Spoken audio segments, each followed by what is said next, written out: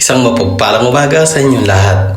Muli-muli na naman maglalaboy, si Buknoy Palaboy TV. Hanapin natin ang bida at bayani ng karsada. Siya si Kuya Tilo na talaga namang umaarangkada 3 dekada na dito sa Bay Laguna. Isa sa mahusay na barbero na talaga namang pinagkakatiwalaan ng maraming tao. Siya si Kuya Tilo na talaga namang mahusay pagdating sa panday ng bawat buhok. Kaya saludo ako sa ating bayani ngayong araw na ito, si Kuya Tilo Ranillo Lomio ng San Antonio Bay Laguna. Saludo kami sa iyo, ikaw ang bida ng karsada at bayani ng masa. Dahil sa taglay mong galing, kung paano mapaganda, mapagwapo lahat ng customer mo. Kaya Boss Tilo, isang mapagpalang umaga sa iyo. Ikaw ang napili kong bayani at bida ng karsada.